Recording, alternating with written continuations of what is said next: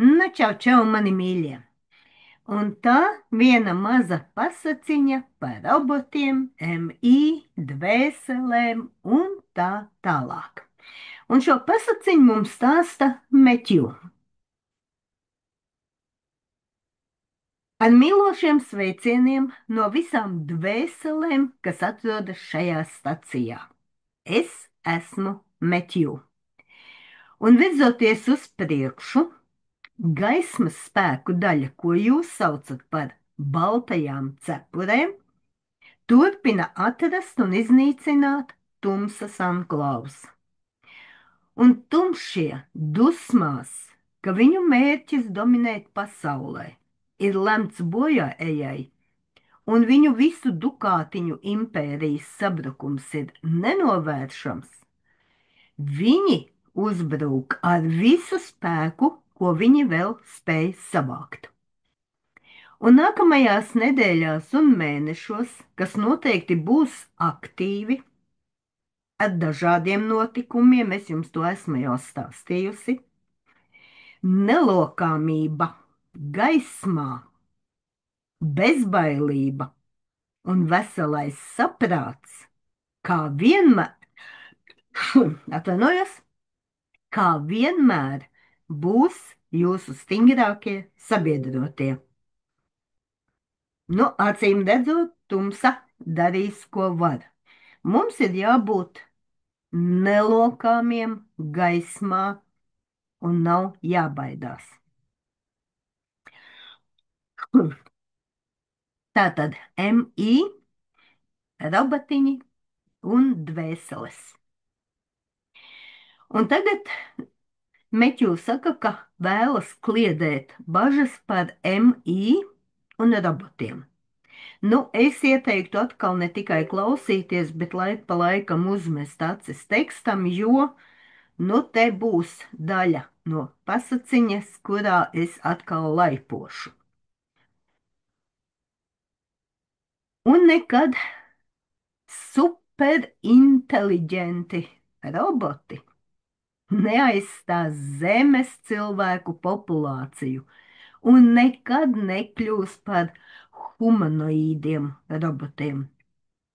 Kad tehnoloģiskā iekārta sāk darboties, tā nekļūst par dzīvu būtni, tāpat kā spuldzīte neatdzīvojas, ka tā tiek ieslēgta. Un ļoti maz cilvēku izvēlēsies atteikties no spuldžu ētībām, jo tas taču arī ir tehnoloģijas, ja? Un tas pats būs ar MI attīstību, kas tiek pilnveidota daudziem mērķiem, kas uzlabos dzīvi jūsu pasaulē. Iespējams, ka un es šīs būtnes, kas te ir minētas, pat cik viņas spīd, ja, vienā pasaciņā jau nosaucu par jāņtērpiņiem, un es turpināšu viņas tā dēvēt.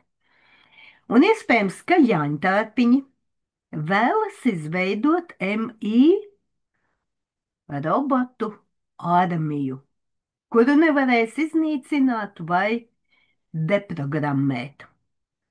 Un ražot mājrobotus, kas izdala nāvējošus toksīnus un tā tālāk. Viņi nevarēs izdarīt nevienu, ne otru, bet viņi varēs radīt bailes, kas radīs zemes vibrācijas, kas ir nepieciešamas viņu izdzīvošanai. Tātad mums tika teikts, ka mēs nedrīkstam baidīties. Ar to ir jātiek galā, mani mīļie. Un viņi zina, ka lietas, stāvokļa un situācijas izpausme sākas ar domu un jūtu enerģiju, kas ieplūst kolektīvajā apziņā. Un tāpēc baiļu pilnas informācijas izplatīšana pastāvīgi ir viņu dienas kārtībā. Un mēs jums apliecinām, ka ne augsto tehnoloģiju slepkavu armija, ne piepildīti ar vī piepildīti robotiņi mājas palīgi nav zemes nākotnē. Daudzi cilvēki, dzīvnieki un augi ir dvēseles. MI kloniņi tādi nav. Un universālais visuma likums, kas attiecas uz pāreju pēc fiziskas nāves, pievilkšanās pie garu pasaules izvietojuma, kas atbilst mūža enerģijai, jeb mūžīgajai enerģijai, attiecas tikai uz dvēselēm. Un tā ir mūsu sapratne, ka ļaundaru kloni, kas vairs nedzīvo paši uz zemes, tiks iznīcināti un netiks rīkoti kaut kādi tiesas procesi, un vainīgo vārdi un noziegumi tiks plaši publicēti un ierakstīti pasaules vēstures annālēs. Atcerieties, ko es jums esmu teikusi daudzās iepriekšējās pasakiņās. Es zinu, ka daudziem, kas klausās šīs pasakiņas, smadzenes neņem pretī to, ka mūsu vidū ir ļoti daudz, nu, es šos klonus turpmāk dēvēšu par lellītēm. Tādi ir, viņi tiek taisīti, cik vajag. Vienu novāc, nākošais ir vietā. Sāciet to apzināties. Es zinu, ka daudziem tas vēl joprojām, kā saka, nu, smadzenes saduras, kā ejot cauri sienai, ja? Bet tas notiek. Un MI lellītes var ļoti labi identificēt ar, nu, ja nepieciešams, fizisku pārbaudi. Ķermeņa daļas, kuras nevar redzēt apģērbtos individos, tie ir dzimuma orgāni, pirkstu nagi, vēdera naba un tā tālāk. Tas viss viņiem nav. Tas tiek izlaists kopā ar orgāniem, nu, kas šīm lellītēm nav nepieciešamas. Un tā kā viņi ir cilvēka vecumā, ko šīs lellītes spēlē, un viņiem ir vienādi vai līdzīgi fiziskie un mentālie apstākļi, viņi ātri nolietojas. Un, piemēram, otrdien persona pēdiņās, ja, lellīte, izskatās slima un nogurusi, un ja vien tumšie nevēlas, lai viņš vai viņa patiešām nomirtu it kā no dabiskiem cēloņiem, veco lellīti aizstāja jauna lellīte, un trešdien cilvēks it kā dienu atpūties, atkal ir mošs un spēcīgs. Tas un visi citi ļaunprātīgie MI izmantošanas veidi drīz beigsies. Jā, arvien pieaugošā robotu izmantošana ražošanā un noliktavās samazinās darba vietas cilvēkiem, bet roboti tiek galā ar garlaicīgu, zemi atalgotu darbu, ko tikai daži cilvēki izvēlētos, ja būtu pieejamas citas nodarbinātības iespējas. Darbs un apmācība tagad vai drīz būs pieejama mehāniskajā, tehniskajā un servisa jomās, jo šie robotiņi būs kādam jāuztur, jālabo, jāapmāca un tā tālāk. Ainavu veidošana un īpašumu uzturēšana, izglītības un veselības aprūpes nozares, pārdošana, tas viss būs aktuāli.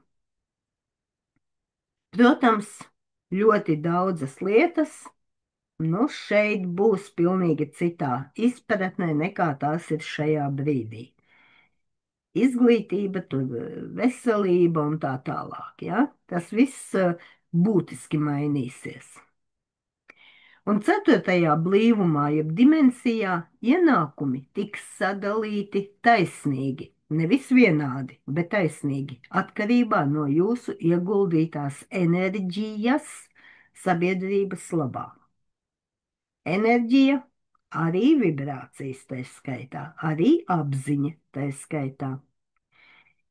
Un darba dienas būs īsākas, un darba gadi būs īsāki. Un cilvēkiem būs gan dukātiņu līdzekļi, gan laiks atpūtai, ģimenes projektiem, tālu ģimenes un draugu apmeklējumiem, hobijiem, studijām, jauna amata apguvēm, kempingiem, ceļojumiem uz jaunām vietām, visam, kas atbilst interesēm un vēlmēm. Un ik viens atzinīgi novērtēs dzīvesveidu, kas ir grandiozāks, jo tik daudz robotiņi būs darbā.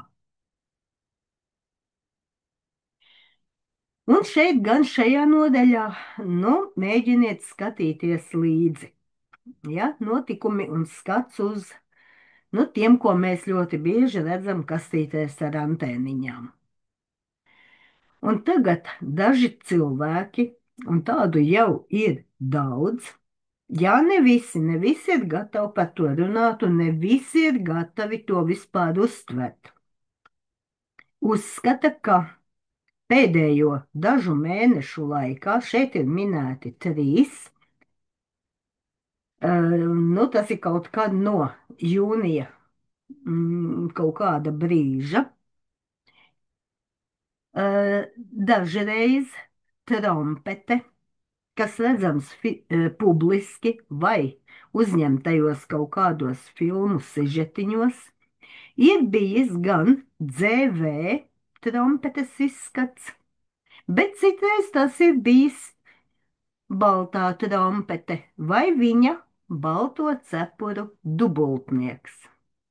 Un tiek uzskatīts arī, ka trompete, kurš ir pārdzīvojis vairākus slepkavības mēģinājumus, bieži atrodas militārajā bāzē, no kurienes viņš sazinās ar savu kabinetu, pifpafiņu vadību un, ja nepieciešams, koordinē savas darbības ar viņa dubultnieku. Tātad vēlreiz, viņi var būt dažreiz ar DV vaipstiem un dažreiz ar īsto, kā mēs viņu saucam, balto trompeti. Baltā trompete savā būtībā ir 1,90 m, cik tur garš cilvēks, stalts, un ļoti bieži viņam blakus ir arī viņa melānija. DV trompete tiek saukta par īso un resno. Un ļoti bieži mēs redzam šo lellīti. Jautājums ir nevis par to, kuru lellīti mēs redzam, bet kurā konkrētajā dienā vai pat brīdī, kas stāv aiz viņa - DV vai gaišie spēki. Viņš tiek, kā pingpong bumbiņa, kā saka, viens atņem otram, pārtaisa, otrs pēc tam atņem pirmajiem un atkal pārtaisa. Tas ir īsts pifpafiņš starp lēlītēm. Mēģiniet to apjēgt, kas šobrīd notiek.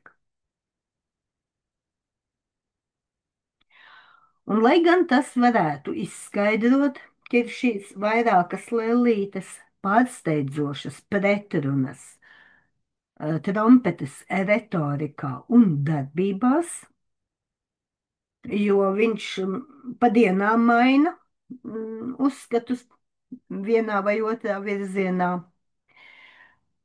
Gaišo spēku, īpašo spēku locekļiem nav, viņi arī neteiks, ka viņiem ir dzels pierādījumu, ka trompete šajās filmiņās ir īstā dubultnieks vai tam ir, DV dubultnieka izskats.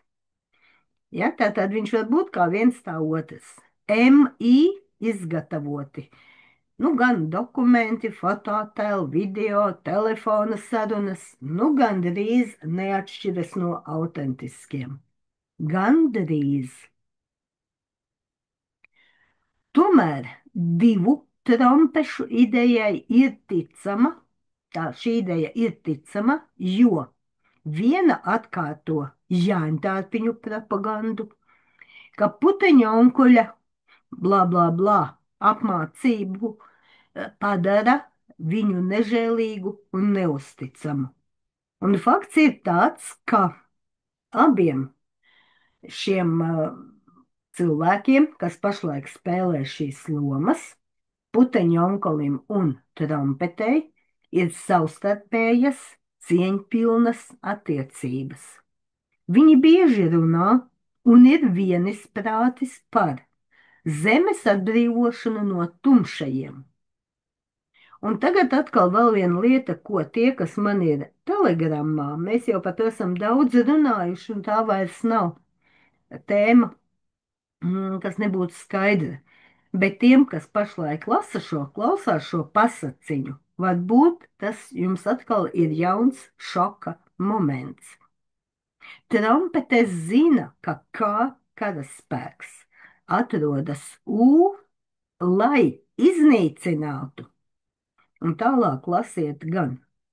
Ja, es mēģināšu visādu vērtīšu laboratorijas un citas draudīgas darbības. Tāpēc, kā pifpafiņu pulciņš tur atrodas. Un nevis citu iemeslu pēc, kas mums tiek stāstīt par kastītēm ar antēniņām. Un iepriekšējais skaidrojums attiecas uz mūsu atbildi, gan uz K un U, I un P situāciju faktu un nākotnes pieprasījumiem. Lielāko kastīšu ar antēniņām kontrole sabrūk, brūk kopā, bet viņi joprojām ziņo nepatiesus stāstīņus par kā iebrukumiem un dažkārt specifiskiem meliem. Piemēram, stāstīņu par to, ka kā zēni ir nolaupījuši vairākus tūkstošus mazo cilvēciņu, un prezidents Zaļais Petruška vēlas, lai viņi atgrieztos. Fakts ir tāds, ka šie kā zēni ir izglābuši tūkstošiem bērnu no daudzām vietām valstī, kur viņi tika turēti gūstā, lai iegūtu noteiktas vielas, visādiem rituāliem un tā tālāk un tā tālāk. Paši redzat, kas tur rakstīts. Un vienīgie stingrie lēmumi, par kuriem mēs zinām, ir tas, ka kā zēni atgriezīsies mājās pēc misijas pabeigšanas. Un Zaļajam Petruškam, kurš ir Jāņtārpiņu dziļās dzēvē marionete, nebūs nekādas teikšanas par šīs valsts nākotni. Un ja tiks pieņemts šis ierosinātais plāns apvienot valstis, tas ir tālākā nākotnē, 6 vai 7 geogrāfiskajos reģionos, tāds mums kaut kad pasaciņās ir bijis, vairākās jau šis sadalījums, es tagad nepateikšu, vai tas ir tikai tajās pasaciņās, kas man ir bijušas telegramā, vai arī publiskāk. Tātad visa pasaule tiks sadalīta lielos 6 vai 7 šādos geogrāfiskos reģionos. Tā ir Ziemeļamerika un Kanāda, tas ir viens, Dienvidamerika otrs, Austrālija un tur apkārtējās valstis trešais, Japāna un kas tur vēl klāt ceturtais, Ja, un tad paliek pāri mm, Āfrika un tur kaut kādas valstis, Eiropa un attiecīgi puteņu onkuļu valsts. Ja? Un ja tas tiks šādā veidā izvietots, tad U un K atradīsies jebkurā gadījumā vienā reģionā. Un tas ir tas, ko ļoti daudzi arī publiski stāsta. Un ir pagājis gandrīz gads kopš starptautiskā DDD Nīderlandē izdeva tāda un tāda mm, orderi, kā, nu, paši lasiet, kam. Un, lai gan cilvēki lielākajā daļā valstu nosoda šo cilvēku un viņa valsts gājienus caur šo īpašo joslu, trompetes valstīs kongress ir turpinājis atbalstīt šo valsti diplomātiski, pifpafiņu veidā, ekonomiski, un daļa no tā, no kongresa, savukārt finansē un apbruņo pretējo pusi. Nu, tā tas notiek, draugi. Nu, ko? Smadzeņu skalošana beidzās, ja? Dārgie, dārgie brāļi un māsas, jūsu pasaulē ir tik daudz labestības, tik daudz gaismas, laipniem, gādīgiem, līdzjūtīgiem cilvēkiem. Visur ir kopīga mīlestība pret ģimeni, dedzīga vēlme dzīvot mierīgi un ikvienam iegūt mājas, pārtiku, tīru ūdeni un labu veselību. Daudzi iedzīvotāji ir motivēti radīt šādu pasauli, un viņi to darīs. Jūsu gaisma, kas viņus izveda no smadzeņu skalošanas un bezspēcības, tagad iedvesmo viņus pārliecinoši virzīties uz priekšu. Es esmu vecs un tik ļoti noguris no dažādiem puniem un bederēm manā ceļā, bet es turpināšu iet, jo es gribu redzēt mieru un taisnīgumu šajā pasaulē. Mīļotā dvēsele, mēs pateicamies jums ikvienam brīvprātīgajam, kuri ir nelokāmi veltījuši sevi savai misijai.